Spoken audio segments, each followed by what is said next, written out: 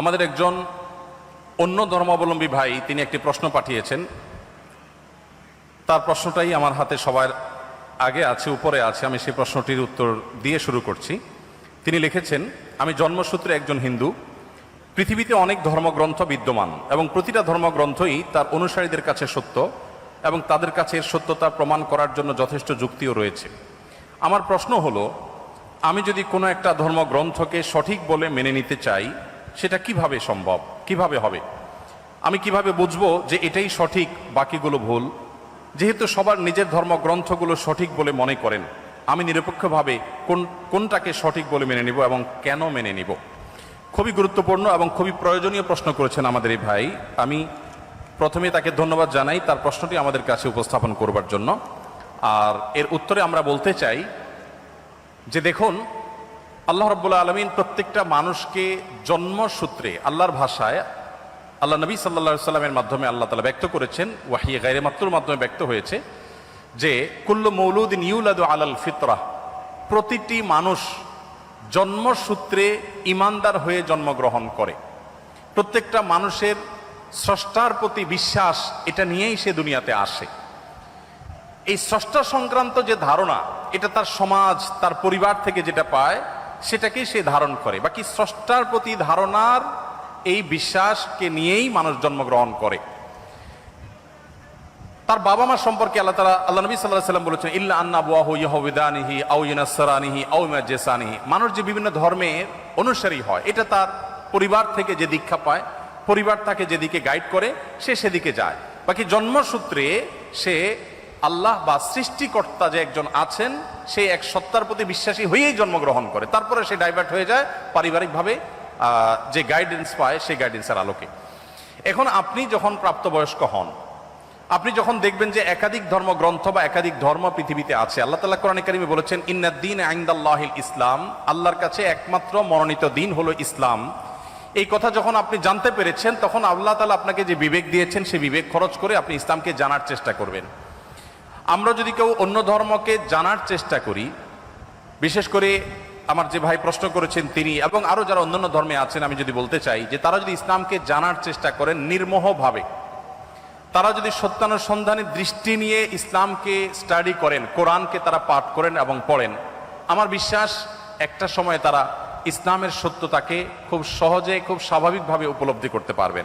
যেহেতু তিনি একজন সৃষ্টিকর্তায় বিশ্বাস করেন, অতএব সৃষ্টিকর্তার কাছে তার আকুতি থাকা উচিত, প্রার্থনা থাকা উচিত, হে মহান সৃষ্টিকর্তা, আপনি আমাকে গাইড করেন। এবং নিজের বিবেক, বুদ্ধি সবগুলোকে উন্মুক্তভাবে তিনি ব্যবহার করে তিনি কোরআনকে, আল্লাহর দ্বীনকে তিনি বোঝার চেষ্টা করা দরকার। এটা যে কোনো ধরনের মানুষের জন্যই প্রযোজ্য, যে আপনি পারিবারিকভাবে যে দ্বীন পেয়েছেন সেই দ্বীনকে আপনি রপ্ত করেন, বুঝেন। এর পাশাপাশি অন্য ধর্মাবলম্বী ভাই যারা আছেন তাদেরকে আমরা বলবো যে কোরআন আপনারা নির্মোহভাবে একটু পড়ার চেষ্টা করুন। ফ্রান্সের একজন পলিটিশিয়ান, তিনি একসময় ইসলামের প্রতি অনেক বেশি বিদ্বেষ লালন করতেন। 2009, 10, 11 এই সময়টাতে আমি সোশ্যাল মিডিয়াতে আমার ফেসবুক আইডিতে তার ছবি, নাম দিয়ে অনেক লেখালেখি করেছি তার ইসলাম বিদ্বেষের কারণে, মুসলমানদের প্রতি বিদ্বেষের কারণে। বেশ কিছুদিন পর, বোধহয় গত কিছুদিন আগে, এক ভদ্রলোক আমাকে দেখালেন ইউটিউবে তার একটা ভিডিও। আমি দেখে তো অবাক হলাম যে এই ভদ্রলোক একজন পলিটিশিয়ান ছিলেন, পাওয়ারফুল পলিটিশিয়ান ছিলেন। তিনি কোরআন এবং নবী করিম সাল্লাল্লাহু আলাইহি সাল্লামের সিরাত, এটাকে অধ্যয়ন করে উনি অধ্যয়ন করেছেন হলো মুসলমানদের দোষ ধরার জন্য, কিন্তু অধ্যয়ন করে তিনি একটা পর্যায়ে ইসলাম গ্রহণ করেছেন। অতএব আমি আমার এই প্রশ্নকর্তা বন্ধুকে বলবো, আপনি দুটি জিনিস, একটি হলো আপনি মুক্ত মন নিয়ে কোরআনে কারিমটা একটু পড়ুন এবং প্রিয় নবী সাল্লাল্লাহু আলাইহি ওয়াসাল্লাম পুরো জীবনীটা একবার পড়ুন। আপনি এটা পড়ার পর, মুক্ত মনে পড়ার পর, আপনার বিবেক আপনাকে গাইড করবে যে মুহাম্মদ সাল্লাল্লাহু আলাইহি ওয়াসাল্লামের যে দ্বীন আল্লাহর পক্ষ থেকে তিনি আমাদের সামনে উপস্থাপন করেছেন, এটা আল্লাহর পক্ষ থেকে আনিত ধর্ম এবং একমাত্র সত্য ধর্ম। এবং ইন্নাদ-দীন ইনদাল্লাহিল ইসলাম, এই আয়াতের মর্ম আপনি উপলব্ধি করতে পারবেন যদি কোরআনটা আপনি নির্মোহভাবে পড়েন এবং নবী সাল্লাল্লাহু আলাইহি ওয়াসাল্লামের সিরাতটা আপনি পাঠ করেন। আল্লাহ তাআলা আমাদের সবাইকে হেদায়েতের পথে পরিচালিত হওয়ার তৌফিক দান করুন। এরপর প্রশ্ন হলো, আমরা জানি বিবাহ বহির্ভূত সম্পর্ক হারাম, কিন্তু তবুও একটু ছোট বয়সেই একটা লং ডিস্টেন্স সম্পর্কে জড়িয়ে যাই। সম্পর্কের 5 বছর হয়ে যাচ্ছে, আমি এখনো সামনাসামনি কিংবা ভিডিও কলে তাকে দেখিনি। এখন আমি তাকে বিয়ের জন্য চাপ দিলে সে বলে আমার সেটেল হওয়ার পর বিয়ে করব। কিন্তু আমি চাই এখন আমাদের সম্পর্কের বিয়ের মাধ্যমে হালাল করতে, কিন্তু এখন সে বিয়ে করতে চাচ্ছে না।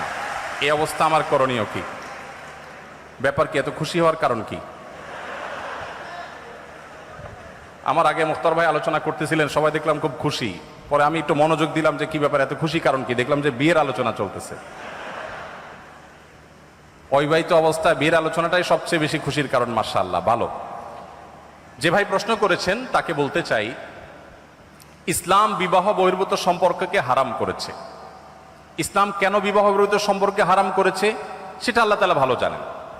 তবে আমরা এটুকু কথা বলতে পারি যে এর চাইতে আধুনিক হওয়ার কোনো সুযোগ আপনার নাই। আপনি বলবেন যে একজন প্রাপ্তবয়স্ক নারী পুরুষ তারা উভয়ে যদি সম্মত হয় তাহলে তাদের শারীরিক সম্পর্ক করতে দোষ নাই, কারণ এখানে কারোর অধিকার নষ্ট হচ্ছে না। এরকম কথা আমরা অনেককে বলতে শুনি।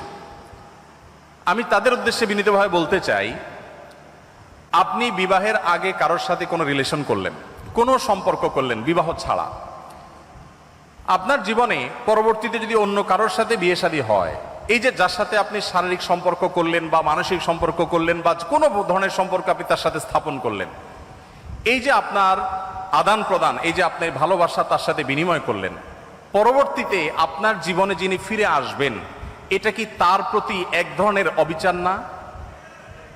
আমি কি বোঝাতে পেরেছি? আমি কি বোঝাতে পেরেছি? আপনি এখন যার সাথে সম্পর্ক করছেন, রিলেশন করছেন, আপনার জীবনে যে বৈধ জীবন সঙ্গী বা সঙ্গিনী আসবেন, আপনি যদি আগে কারোর সাথে সম্পর্ক করে থাকেন, কারোর সাথে আপনার যদি ভাব বিনিময় হয়, ভালোবাসা যদি আদান প্রদান করেন, তাহলে পরবর্তীতে যে ভালোবাসাটা আদান প্রদান করছেন এর মধ্যে দুইটার যে কোনো একটা রিয়েল আর একটা ফেক। হয় আপনার স্ত্রীকে আপনি অনেক বেশি ভালোবাসছেন আর আগেরগুলো সব আপনার ভুল ছিল, আর না হলে আগেরটা আপনার সঠিক ছিল, এটা ভুল। নিশ্চয়ই কোন দুইটার একটা, নাকি? দেখুন, আপনি আপডেটেড হতে পারবেন, তবে ইসলামের চেয়ে বেশি না। আপনি আপডেটেড হতে পারবেন, তবে ইসলামের চেয়ে বেশি হওয়ার সুযোগ নাই। আপনি বিবাহ বহির্ভূত সম্পর্ককে বৈধ করার জন্য বলেন যে সম্মতি আছে কিনা। সম্মতি থাকলে দুইটাকে আপনি বৈধ মনে করছেন। আর আপনার চরিত্রকে, আপনার যে জীবন সঙ্গী আসবে, জীবন সঙ্গিনী আসবে, তার জন্য সংরক্ষণ করে রাখার কথা ইসলাম বলে। আপনি নিজেকে সেভ করে রাখবেন, নিয়ন্ত্রণ করবেন, কন্ট্রোল করবেন, ওই সেই বৈধ ভালোবাসা যার সাথে হবে তাকে সব উজাড় করে দেওয়ার জন্য। এই জন্য যারা ইসলাম প্র্যাকটিস করে, যারা হালাল হারাম মেনটেন করে চলে, যাদের যৌবনে, যাদের জীবনে কোনো কালিমা নেই, এই মানুষগুলোর চাইতে পিওর কোনো মানুষ সমাজে হওয়ার কোনো সুযোগ নেই। আর যে সমস্ত যুবক এখন ঠিক এত আসতে কেন, যে সমস্ত যুবকেরা তাদের যৌবনকে কালিমায় মিশ্রিত করে ফেলেছেন, আমি তাদেরকে, আপনাদের প্রতি শ্রদ্ধা আমার আছে, সেই সাথেও বলি, তাদেরকে আমি বলি যে ডায়রিয়া রোগে আক্রান্ত রোগীর মতো তারা। যেখানে কোনো কিছু দেখেছেন সেখানে তিনি কাত হয়ে পড়েছেন, সেখানে দুর্বল হয়ে পড়েছেন, সেখানে বসে পড়েছেন, সেখানে কন্ট্রোল হারিয়ে পড়েছেন, সেখানে ডাইরেক্ট হয়ে গেছেন। আর একজন মুত্তাকি পরহেজগার যুবক, তিনি অপেক্ষা করেন, তার সামনে হারাম সম্পর্ক করার হাতছানি আসে, তিনি বলেন যে আল্লাহ দেখছেন, আমার এই বৈধ ভালোবাসাকে আমি জমিয়ে রাখছি। এই ভালোবাসা হলো সফট ড্রিঙ্কসের ঝাঁজের মতো, খুলে ফেলছেন তো শেষ। এরপরে খুলে ফেলছেন, এরপরে যতই আপনি ঢাকনা লাগান, যতই আপনি মুখ লাগান, আগের ঝাঁজ আর ফিরে পাবেন না। যারা অবৈধ সম্পর্ক করেন, বৈধ সম্পর্ক যদি হয়, বিবাহের সাথে যদি করেনও, আপনার ওই ভালোবাসা ভাব, এটা বিনিময় যে করে ফেলেছেন, করতে করতে এটা ইউজড হয়ে যাওয়ার কারণে পরবর্তীতে আর ভালোবাসার যে স্পিড ছিল আপনার শুরুতে, সেই স্পিডটা আপনার ওই ফাইনাল ভালোবাসা আপনি পাবেন না। এই জন্য তুলনামূলকভাবে যারা তাদের যৌবনকে, চরিত্রকে হেফাজত করে রাখতে পেরেছে, দাম্পত্য জীবনে তিনি ছেলে হন, তিনি মেয়ে হন, তিনি নারী হন, তিনি পুরুষ হন, তার সব ভালোবাসা তো রিজার্ভ থাকে, একটু ইউজড হয় নাই, সবটুকু একেবারে ইনটেক, সবটুকু একেবারে ওই যে ঝাঁজ যেরকম আটকানো আছে, বোতলের মধ্যে আটকানো, বিবাহের পর তার সকল ভালোবাসা উজাড় করে জীবন সঙ্গী সঙ্গিনীকে দিতে পারেন। এই জন্য যারা আপনাদেরকে প্রেমের ট্রেনিং দেয়, অর্থাৎ বিবাহ বহির্ভূত ভালোবাসার প্রশিক্ষণ দেয়, আপনি অ্যানালাইসিস করে দেখবেন সমাজে দাম্পত্য জীবনে সবচেয়ে দুঃখী হয় তারা সবচেয়ে বেশি। যারা সকাল বিকাল আপনাদেরকে নাটক সিনেমার মাধ্যমে বিবাহ বহির্ভূত ভালোবাসার প্রশিক্ষণ দেয়, এই ভালোবাসা জয় করার জন্য বাবা মার অবাধ্য হওয়া যাবে, ধর্ম ছাড়া যাবে, সমাজ ত্যাগ করা যাবে, এই ট্রেনিংগুলো যারা সারাদিন দেয় এদের এক একজনের দেখবেন জীবনের লাইফ পার্টনার বা স্বামী বা স্ত্রী 5 জন 6 জন করে চেঞ্জ করা শেষ হয়ে গেছে। তারা যত আড়ম্বর করে বিবাহের অনুষ্ঠান করে তত ডাকডোল পিটিয়ে আবার বিবাহ ভাঙে। আর এর বিপরীতে আপনি মুত্তাকি পরহেজগারদের জীবনীকে আপনি দেখেন, পুরুষ হোক আর নারী হোক, যিনি আল্লাহকে ভয় করে চলেন, যিনি হালাল হারাম মেনটেন করেন, যিনি অবৈধ সম্পর্কে জড়ান না, এই মানুষগুলোকে দেখবেন তুলনামূলকভাবে দাম্পত্য জীবনে তারা একটু বেশিই সুখী। এখানে একজন হুজুর আছেন আমাদের মুখতার ভাই, আপনারা তুলনামূলকভাবে হুজুরদেরকে দেখবেন যে মুখতার ভাই তো বাসার বাইরে বেরিয়ে হতে চান না। আজকে ফজরের পর একটা মিটিং ছিল ওনার সাথে, উনি আসেন নাই। হুজুররা তারা বাসাতে এত বেশি আবদ্ধ, এত বেশি তাদের স্বামী স্ত্রীর মধ্যে বোঝাপড়া এত বেশি। হুজুরদের মধ্যেও যে কিছু ব্যতিক্রম নাই তা না, আমি সেটা স্বীকার করে নিয়েই বলছি। তুলনামূলকভাবে যারা আছে, ভাইকে রশি দিয়ে টেনে বাসা থেকে বের করা যায় না। শুধুমাত্র ভাই কেন, এ রোগের রোগী আমি নিজেও, আমরা সবাই কম বেশি। ভাইরা আমার, যদি দাম্পত্য জীবনে সুখী হতে চান, ভালো করে শুনে রাখুন, দাম্পত্য জীবনে যদি সুখী হতে চান, বুকে জমে থাকা সকল ভালোবাসাকে জমিয়ে রাখুন, কোথাও খরচ করবেন না। রাস্তাঘাটে, পার্কে, ক্লাসরুমে, অজায়গায় কুজায়গায় ভালোবাসা সব খরচ করে বিয়ের পরে যখন ভালোবাসা বিনিময় করার দরকার হবে তখন দেখবেন পুঁজিতে টান পড়েছে, তখন দেখবেন পুঁজি আর পাওয়া যাচ্ছে না। ঠিক ঠিক না বলে হারাম রিলেশনকে না বলতে শিখুন। সৎসাহস ইনশাআল্লাহ। হারাম রিলেশন থেকে বেরিয়ে আসার প্রতিজ্ঞা করবেন, হাত তুলে দেখানোর সৎসাহস আছে? তার মানে সবারই হারাম রিলেশন আছে অলমোস্ট। আল্লাহ তাআলা আমাদের সবার যৌবন সকল কালিমা থেকে হেফাজতে রাখার তৌফিক দান করুন। ভাইরা আমার, আমাদের এই দেশে বিবাহ বহির্ভূত সম্পর্ক যখন থেকে বেড়েছে, বিবাহ বিচ্ছেদও তত বেশি বেড়েছে। ঢাকা শহরে প্রতি মিনিটে তালাক রেকর্ড হয়, যেই হারে বিবাহ রেকর্ড হয় সে হারে তালাকের রেকর্ড হয়। আমি মৌলভীবাজারে এক ওয়াজ মাহফিলে গিয়েছি, আবার নারায়ণগঞ্জে এক ওয়াজ মাহফিলে গিয়েছি। 2 জন জনপ্রতিনিধি চেয়ারম্যানকে পেয়েছি, তারা আমাকে বলেছেন, একই কথা বলেছেন। একজন বলেছেন, হুজুর আমি চেয়ারম্যান হয়েছি মাত্র কয়েকদিন হয়েছে, এই কয়েকদিনের মধ্যে 25টা সালিশ আসছে আমার কাছে, বিবাহ ভাঙার সালিশ। ভাইরা আমার, আমাদের দাম্পত্য জীবন অবস্থা ভয়াবহ। পশ্চিমা পৃথিবী, আমি প্রায় সময় বলি, পশ্চিমারা জ্ঞানে, বিজ্ঞানে, অবকাঠামোতে, অন্য অনেক দিক থেকে আমাদের থেকে যদি 1000 বছর এগিয়ে থাকে, পারিবারিক সুখ শান্তিতে, দাম্পত্য সুখের দিক থেকে আমরা তাদের চাইতে 2000 বছর এগিয়ে আছি।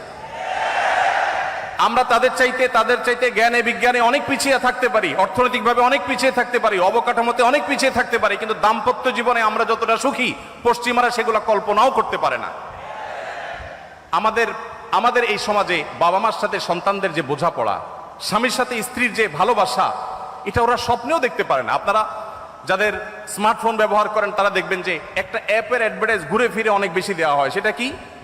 স্ত্রী হয়তো ঘুমাচ্ছেন, তার হাতে মোবাইল ফোন আছে, স্বামী সেটা খোলার চেষ্টা করে। এটা সাধারণত বিভিন্ন অ্যাপগুলো অ্যাডভার্টাইজ দেয় যে কিভাবে আপনার মোবাইলকে আপনি সিকিউর করবেন, যে আপনি ঘুমায় থাকবেন, আপনার স্বামী এসে গোপনে আপনার চ্যাটিং কার সাথে করছেন উদ্ধার করার চেষ্টা করবে, কিন্তু সে পারবে না, চান্দু পারবে না। আপনারা এরকম অ্যাডভার্টাইজ দেখছেন? এর মানে অবিশ্বাস কোন পর্যায়ে চলে গেলে নিজের মোবাইলে কার সাথে চ্যাটিং হয়েছে, কথাবার্তা হয়েছে, এগুলোকে সিকিউর করার জন্য তাদেরকে অ্যাপের পরে অ্যাপ ডেভেলপ করতে হয়। তারা সামলাতে পারছে না, তাদের সমাজের পারিবারিক ব্যবস্থা ভেঙে পড়েছে, শেষ হয়ে গেছে।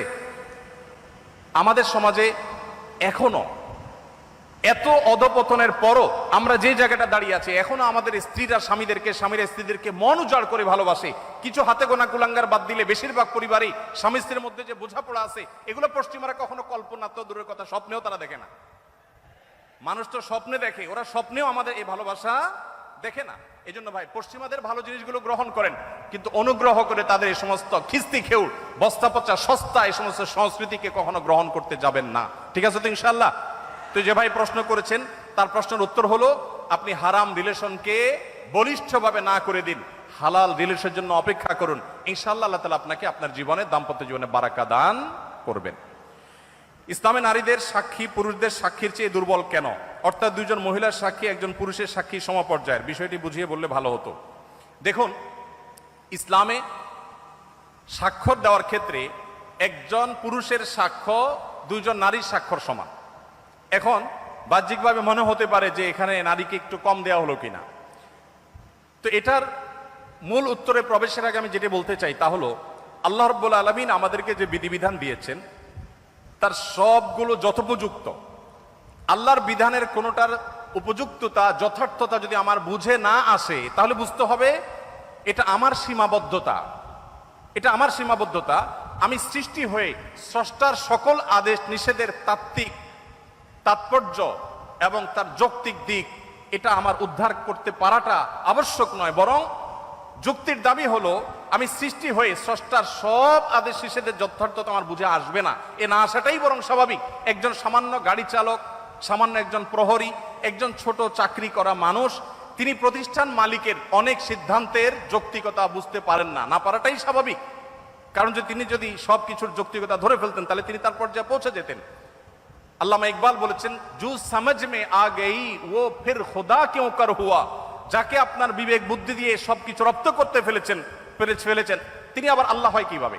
আল্লাহ তো সে মহান সত্তা যে আপনার বিবেক দিয়ে বুদ্ধি দিয়ে তার সবকিছুকে আপনি রপ্ত করতে পারবেন না। এখানেই তো তার বিশালত্ব, এখানেই তো তার মহত্ব। ছোট একটা উপমা দেই। এখন বিদ্যুৎ আছে আমরা জানি, আমাদের ঢাকা শহরে যে তারগুলা ঝুলে আছে এক এক এলাকায়, আপনার যে রাস্তাঘাটে পিলারের, রাস্তার ধারে পিলারে যে সমস্ত তারগুলা ঝুলে আছে, বিরাট জঞ্জাল, দেখতে খুব দৃষ্টিকটু লাগে। আমাদের অনেক কিছু হয়েছে কিন্তু তারগুলো দেখতে খারাপ দেখা যায়। এখন ধরা যাক আজ থেকে 100 বছর আগের একজন মানুষ পৃথিবীতে এখন ফিরে আসছে। যুক্তির খাতিরে শুধু আমরা ধরে নেই যে একজন মানুষ 100 বছর আগের ছিলেন, তিনি ফিরে এসেছেন। তিনি এই বৈদ্যুতিক যে টেকনোলজি এ সম্পর্কে কোনো ধারণা তার নাই। এ ভদ্রলোক এসে সুন্দর করে একটা চাকু নিয়ে বা ধারালো কিছু নিয়ে তিনি এই তারগুলো একেবারে পরিপূর্ণভাবে সাফ করে দিয়েছেন কেটে, কারণ এগুলো দেখতে খারাপ দেখা যাচ্ছিল, শহরের সৌন্দর্য নষ্ট করছিল। তিনি পরিষ্কার করে দিয়েছেন। তার এই পরিষ্কার করার কারণে তাকে গ্রেফতার করে থানা জেলে নেওয়া হলো। এরপরে তার নামে মামলা হলো, তার নামে মৃত্যুদণ্ডের রায় আসলো এবং তাকে মৃত্যুদণ্ড দিতে নেওয়া হলো। এই লোক যদি বলে যে আমাকে মৃত্যুদণ্ড দেওয়ার কি যৌক্তিকতা থাকতে পারে বলো?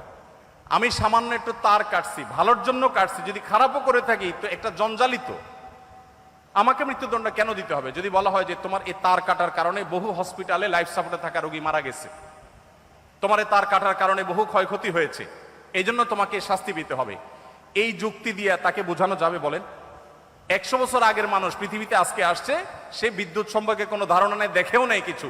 এই লোককে যতই যুক্তি দিয়ে বোঝানো হোক যে তোমার সামান্য এই তার কাটার কারণে অনেক ক্ষতি হয়ে গেছে, এটা কি সে বুঝবে? বুঝবে না। আমরা যে এক জায়গায় সুইচ দিলে আরেক জায়গায় ফ্যান ঘোরা শুরু হয়, এখন তো আপনার কমান্ডে অর্ডার করা যায়। এই যে ওয়ালে সুইচ দিলে ফ্যান ঝুলে, ফ্যান ঘুরে, আবার সুইচ বন্ধ করলে ফ্যান থেমে যায়, এই টেকনোলজি যিনি জানেন না, এরকম 200 বছর আগের, 150 বছর আগের, 100 বছর আগের মানুষ যদি পৃথিবীতে আজকে এসে তাকে যদি বোঝানো হয় যে এটা টিপ দিলে এটা ঘুরবে, সে বলবে ইয়ার কি মারো না, এটা কিভাবে সম্ভব? তো মানুষের টেকনোলজি সম্পর্কে ধারণা না থাকলে তার কাছে সেটা অযৌক্তিক মনে হয়, ইলজিক্যাল মনে হয়। তো যিনি টেকনোলজির সৃষ্টিকর্তা, আল্লাহর টেকনোলজি সম্পর্কে আপনার যদি আইডিয়া না থাকে, আপনি প্রশ্ন তুলবেন ভাই এটা কিভাবে সম্ভব? আমরা একবার সুবহানাল্লাহ বললে এতগুলো গাছ হয়ে যায়, জান্নাতে এটা এটা হয়ে যায়, এগুলো শুনে আমাদের মনে প্রশ্ন জাগতে পারে কিভাবে সম্ভব? মুখ দিয়ে সুবহানাল্লাহ বলবো আর ওখানে গাছ হয়ে যাবে, কেমনে সম্ভব? এখন আপনারা ভয়েস কমান্ড সম্পর্কে জানেন। ভয়েস কমান্ড এমনভাবে সেট করা সম্ভব যে এখান থেকে আপনি ভয়েস কমান্ড দিবেন, আরেক জায়গায় কাজ শুরু হয়ে যাবে। সম্ভব না? সম্ভব না। তো মানুষের টেকনোলজি যদি এই হয়, তাহলে আল্লাহর টেকনোলজি কি না হতে পারে? তো এই জন্য ভাইকে আমি প্রশ্ন উত্তর প্রথমে বলতে চাই, আমি হয়তো একটা যুক্তি আপনাকে দিতে পারবো। সবচেয়ে বড় যুক্তি হলো আল্লাহ রাব্বুল আলামিন নির্দেশ করেছেন মেয়েদের 2 জনের সাক্ষ্য পুরুষদের 1 জনের সাক্ষ্যের সমান। এর পেছনে যুক্তিকতা কি, তাৎপর্য কি, যথার্থতা কি, আমার বুঝে আসুক আর না আসুক এটাই সত্য, এটাই বাস্তবতা, এর নামই ঈমান। আর যদি বলেন যে আমার বুঝে আসলে আমি মানবো, না বুঝে আসলে মানবো না, তাহলে তো আল্লাহর প্রতি ঈমান আনলেন না, আপনার বুঝের প্রতি ঈমান আনলেন। যাই হোক, এখানে সাক্ষ্যের একটা ব্যাপার হলো যে সাধারণত সাক্ষ্য দেওয়ার যে বিষয়গুলো ঘটে এগুলো পুরুষরাই সাধারণত দেখে, মেয়েদের দেখার পসিবিলিটি কম থাকে। তারা থাকেন পর্দায়, তারা থাকেন বাসা বাড়িতে, তারা থাকেন নিজস্ব আঙ্গিনা, নিজস্ব আলোয়। পুরুষদের সাক্ষ্য দেওয়ার সম্ভাবনা এবং তাদের সাক্ষ্য দেওয়ার সুযোগ অনেক বেশি থাকে, নারীদের জন্য সেটা অনেক কঠিন থাকে। তারা থাকেন পর্দার মধ্যে, তাদের পর্দার মধ্যে থেকে সাক্ষ্য দেওয়ার জন্য সংশ্লিষ্ট বিষয়ে দেখা, প্রত্যক্ষ করা তুলনামূলকভাবে একটু কঠিন এবং সম্ভাবনা অনেক কম। হয়তো সেই কারণেই দুইজন নারীর সাক্ষ্যকে একজন পুরুষের সাক্ষ্যর সমান ধরা হয়েছে, ধর্তব্য করা হয়েছে। এর বাইরে আরো বহু যৌক্তিকতা বিভিন্ন গবেষকরা, বিশ্লেষকরা দিয়েছেন। আমি মূল সূত্র সেটাই বললাম যে আল্লাহ তাআলা যেটা বলেছেন এর চাইতে যৌক্তিক আর কিছু হতে পারে না। অনেক সময় বিশ্ববিদ্যালয়ের বাসে থাকার কারণে মাগরিবের নামাজ মিস হয়ে যায়। বিষয়টি এমন, নামাজ পড়তে গেলে বাস চলে যাবে কিংবা বাসে সবাই মানবে না, পরবর্তী বাসের জন্য বসে থাকলে বাসায় যেতে দেরি হয়ে যাবে, মানে আশুলিয়া থেকে নারায়ণগঞ্জ।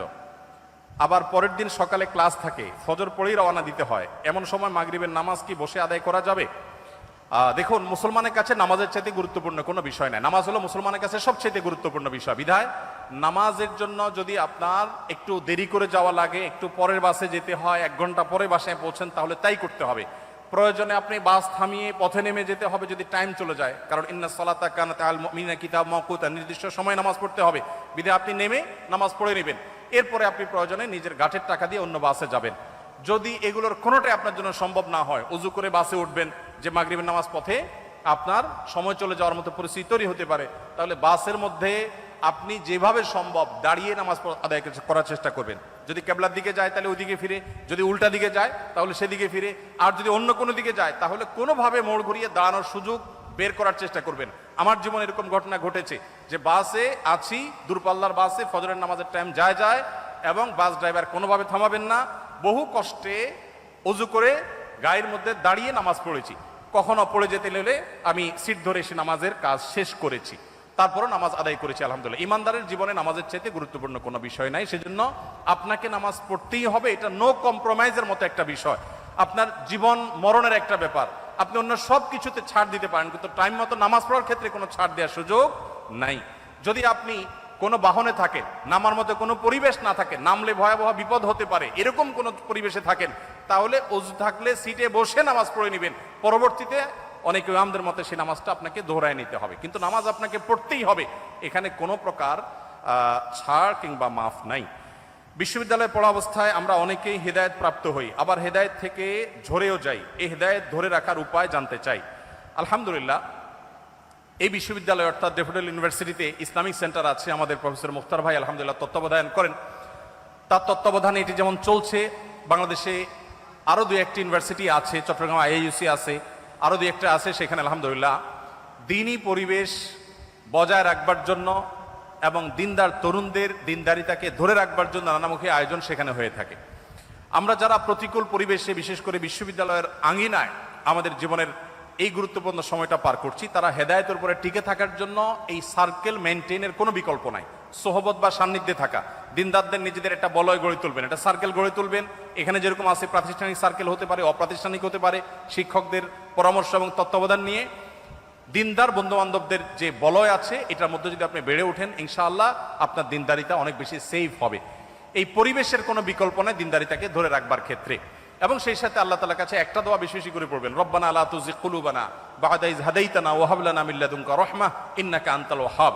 হে আমার রব, আপনি আমাকে হেদায়েত দেওয়ার পর আর হেদায়েত থেকে বিচ্যুত করবেন না।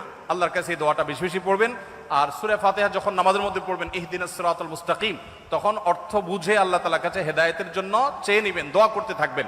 ইনশাআল্লাহ পরিবেশ এবং আপনার দোয়া এবং প্রচেষ্টা, এই সবগুলোর সমন্বয় আল্লাহ তাআলা হেদায়েতের উপরে থাকাটা সহজ করে দিবেন। বিয়ে করে মুসলিম বানানোর উদ্দেশ্যে কোনো হিন্দু মেয়ের সাথে প্রেম করা যাবে কিনা? এইটা হলো কোরবানির উদ্দেশ্যে গরু চুরি করার মতো। আপনি যদি গরু চুরি করেন, উদ্দেশ্য হয় কোরবানি করা, উদ্দেশ্য কিন্তু ভালো। উদ্দেশ্য কি? কোরবানি করা। কোরবানি করা ভালো না খারাপ? ভালো উদ্দেশ্যে খারাপ কাজ করা যাবে না যাবে না? উদ্দেশ্য ভালো, কাজ খারাপ, করা যাবে? তাহলে কোরবানির উদ্দেশ্যে গরু চুরি করা যদি হারাম হয়, বিয়ের উদ্দেশ্যে প্রেম করাও হারাম হবে। একজন মানুষ অন্য ধর্মাবলম্বী, আমার হিন্দু ভাই বোন, তাকে আমি ইসলামের সৌন্দর্যের পথে আহ্বান করব, ইসলাম সম্পর্কে তাকে বোঝার জন্য বই পুস্তক গিফট করব, তাকে দাওয়াত দিব। এটা হবে নিঃস্বার্থভাবে আল্লাহর কাছ থেকে বিনিময় পাওয়ার আশায়। নবী করিম সাল্লাল্লাহু আলাইহি সাল্লাম বলেছেন, ওমান কানাত হিজরাতুহু আও ইমরাআতিন ইয়ানকাহুহা ফাহিজরাতুহু ইলা মা হাজারা ইলাইহি। যদি কেউ বিয়ের উদ্দেশ্যে হিজরত করে তাহলে সে আল্লাহর কাছে বিনিময় পাবে না। ঠিক একইভাবে যদি কেউ বিবাহের উদ্দেশ্যে কোনো হিন্দু মেয়ের সাথে অবৈধ সম্পর্কে জড়িত হয়, তো এই অবৈধ সম্পর্কটা হালাল হয়ে যাবে না, এটা ঠিকই হারাম থাকবে এবং আল্লাহর কাছে জবাবদিহি করা লাগবে। এটা যদি বলে, আল্লাহ আমার উদ্দেশ্য ছিল তাকে মুসলমান বানানো, আবার এদিকে আমি বিয়ে করেছি, তাহলে একটা খারাপ করেছি আর একটা ভালো করেছি, এটা ওই লোকের মতো হয়ে গেল। এক লোক ওই যে চুরি করে কোরবানি দিয়েছে, তো চুরি করে কোরবানি দিয়ে সে বলতেছে চুরি করে গুনাহ করেছি আর কোরবানি করে ভালো কাজ করেছি। তো ভালো আর খারাপে কাটাকাটি, গোস্ত খাওয়া ফাও। অনেকে এরকম চিন্তা করেন, অথচ এটা ভুল। আল্লাহর কাছে এর জন্য দায়ী হতে হবে। এগুলা নেক্সট সুরতে ধোঁকা, শয়তান আমাদেরকে ধোঁকা দেয়। আল্লাহর পথে দাওয়াত দিতে হবে নিঃস্বার্থভাবে। মুসলিম দেশ, নন মুসলিম দেশে জীবিকার উদ্দেশ্যে গিয়ে স্থায়ীভাবে বসবাস করা জায়েজ আছে কিনা? আপনি যদি কোনো নন মুসলিম দেশে জ্ঞান অর্জন করতে যান, পড়ালেখা করতে যান, ব্যবসার কাজে যান, বিশেষ কোনো কাজে যান, সেটা অবশ্যই জায়েজ আছে। যদি কোনো নন মুসলিম দেশে আপনি স্থায়ীভাবে বসবাস করতে যান, তাহলে সেখানে গিয়ে স্থায়ীভাবে বসবাস করা এটা আপনার জন্য জায়েজ হবে তখন যদি আপনার উদ্দেশ্য হয় দ্বীনের দাওয়াত দেওয়া। সাহাবীদের অনেকে বিভিন্ন দেশে গেছেন, সেখানে দাওয়াতে কাজ করতে করতে সেখানে মারা গেছেন, তাদের কবর সেখানে আছে, তার্কিতে আছে, চায়নাতে আছে, বিভিন্ন দেশে আছে। তো এখান থেকে বোঝা যায় যে আপনি যদি নন মুসলিম দেশে যান, আপনার মূল উদ্দেশ্য হবে আমি সেখানে গিয়ে আল্লাহর দ্বীনের দাওয়াত দেব, মানুষকে দায়ী হব। দায়ী হওয়ার যোগ্যতা অর্জন করলেন, দাওয়াতের কাজ করলেন। এই কাজের মাধ্যমে আপনি সেখানে যদি থাকেন, তাহলে থাকাটা শুধু জায়েজ হবে না, মূল উদ্দেশ্য দাওয়াত হলে এই থাকাটা বরং ইবাদত এবং সওয়াবের কাজ হবে ইনশাআল্লাহ। আর যদি দাওয়াত দেওয়ার উদ্দেশ্য না হয়, একটু হালুয়া রুটি খাইলেন, একটু ভালো লাইফস্টাইল সেখানে আপনি পাইলেন, এই সমস্ত উদ্দেশ্য যদি আপনি নন মুসলিম দেশে যান, তাহলে সেখানে গিয়ে আপনার ইমানের উপরে টিকে থাকাটা চ্যালেঞ্জিং হবে। নবী সাল্লাল্লাহু আলাইহি সাল্লাম বলেছেন, এইরকম ব্যক্তি সে ইয়াহুদি হলো না নাসারা হলো না খ্রিস্টান হলো, যদি সে মুশরিকদের মধ্যে, আহলে কিতাবদের মধ্যে সে বসবাস করে, অর্থাৎ মুসলিম প্রধান দেশে সমাজে বসবাস করে, তাহলে তার ইমান থাকলো কি থাকলো তার ব্যাপারে কোনো দায় দায়িত্ব আমার নেই। আপনারা জানেন, এরকম যারা আছেন তাদের একটা জেনারেশন ধরে রাখতে পারেন, পরের জেনারেশন তারা বেঈমান হয়ে যান নিজের অজান্তে। অতএব এর জন্য আল্লাহর কাছে কিন্তু দায়ী হতে হবে যে আমার সন্তানদেরকে কোন পরিবেশে রেখে যাচ্ছি, সেখান থেকে সেই ইমানের উপর যদি টিকে থাকতে না পারে, আল্লাহর কাছে কিন্তু আমার দায় বহন করতে হবে। ভার্সিটির এই পরিবেশে একটি কঠিন বিষয় নিজের চোখের হেফাজত রাখা। আমার প্রশ্ন হচ্ছে, কিভাবে চোখ হেফাজতে রাখা যায়? আরেকটি প্রশ্ন হলো, বেকার অবস্থা বিয়ে করা কি জায়েজ আছে? চোখের হেফাজত করার জন্য যে কয়েকটা উপায় আছে, তার মধ্যে একটা হলো বিয়ে। নবী সাল্লাল্লাহু আলাইহি সাল্লাম বিবাহ করার ফজিলত বর্ণনা করতে গিয়ে বলেছেন, ফাইন্নাহু আগাদ্দুল বাসারি ওয়া আহসানুল ফারাজি। যদি কেউ বিবাহ করে ফেলে, তার জন্য দৃষ্টিকে সংযত রাখাটা সহজ হয়।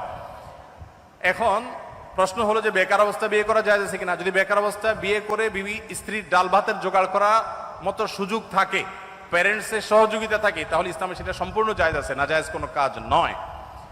বেকার অবস্থায় প্রেম বা অবৈধ ভালোবাসা সম্পর্ক হয় কি হয় না? শুধু হয় না, এই প্রেম ভালোবাসা, তথাকথিত প্রেম ভালোবাসা নামের এই 2 নাম্বারই এটা বেকাররা বেশি করে। কি বলেন? যত বেকার আছে এখনো কর্মজীবনে ঢুকে নাই, আপনি দেখবেন তথাকথিত ভালোবাসার নামে বিবাহ বহির্ভূত সম্পর্ক সবচেয়ে বেশি করে এরা। কারণ কাজ নাই, শয়তান তার মাথায় একটা আকাশ ঢুকায় দেয় এবং তাকে বিপদগামিতার দিকে নিয়ে যায়। তো বেকার অবস্থা যদি খারাপ কাজ করা যায়, ভালো কাজ কেন করা যাবে না? অবশ্যই করা যাবে। তবে স্ত্রীর ভরণ পোষণের দায় দায়িত্ব অবশ্যই আপনাকে বা আপনার প্যারেন্টসকে নিতে হবে। আপনি মুখস্থ শুধু করে ফেললেন, কারো দায়িত্ব নেয়ার মতো আর্থিক অ্যাবিলিটি থাকলো না, এটা কিন্তু জায়েজ নয়। তো দৃষ্টিকে সংযত রাখার জন্য বিবাহ করার যেমন কার্যকর উপায় রয়েছে, এর যেরকম উপকারিতা রয়েছে, ঠিক একইভাবে আপনি যে পরিবেশে আছেন সেখানে প্রতিনিয়ত আত্মজিজ্ঞাসার মুখোমুখি করা নিজেকে, যে আমি কতটা নিজেকে নিয়ন্ত্রণ করতে পারছি। নিয়ন্ত্রণ করতে পারাটাই সার্থকতা। আর যা ইচ্ছা তা যেখানে যা আসলো দেখে ফেললাম, এটার মধ্যে কোনো সার্থকতা নেই। ধার্মিক পরহেজগার আল্লাহভীরু অর্থাৎ ভালো ইসলামিক জ্ঞানসম্পন্ন মেয়ে জীবন সঙ্গিনী হিসাবে পেতে চাইলে কি করা উচিত? সমাজের একেবারে হিরঞ্চি যারা হয়, এরাও এসে মহিলা মাদ্রাসার প্রিন্সিপালকে বলে, হুজুর একটা ভালো মেয়ে দেখেন আমার জন্য। এখন সময়টা এরকম হয়ে গেছে, সবাই বিয়ের জন্য একটা করে রাবেয়া বস্রী খোঁজে, মানে একটা ভালো মেয়ে খোঁজে। কিন্তু নিজে ভালো হওয়ার কোনো মুরদ নাই। নিজে ভালো হওয়ার যদি কোনো মুরদ না থাকে, আপনি ভালো কোত্থেকে হবেন? যিনি প্রশ্ন করেছেন তাকে বলতে চাই যে আপনি যদি ভালো জীবন সঙ্গিনী পেতে চান, তাহলে আপনার নিজেকে ভালো মানুষ হতে হবে। আপনি যদি ভালো মানুষ হন, চোখের পানি ফেলেন, আল্লাহর কাছে দোয়া করেন, আল্লাহ ভালো জীবন সঙ্গিনী দিবেন। আমি আমার বুঝ জ্ঞান হয়েছে থেকে, যেদিন থেকে এই আয়াতের সন্ধান পেয়েছি, সূরা ফুরকান আয়াত নম্বর ৭৪, রব্বানা হাব লানা মিন আজওয়াজিনা ওয়া যুররিয়াতিনা কুররাতা আয়ুন ওয়াজআলনা লিল মুত্তাকিনা ইমামা। আল্লাহ আমার স্ত্রী সন্তান, এবং মেয়েরা নিয়ত করবে আমার স্বামী সন্তান, যাদের বরাদ্দ রেখেছেন আমার ভাগ্যে আপনি, আল্লাহ তারা যেন এমন হয় যে তাদেরকে দেখলে আমার নয়ন জুড়িয়ে যাবে, অন্তর শীতল হয়ে যাবে, চক্ষু শীতল হয়ে যাবে, এবং আমরা পুরো পরিবারের সব সদস্যরা যেন মুত্তাকিদের ইমাম হতে পারি। এই দোয়াটা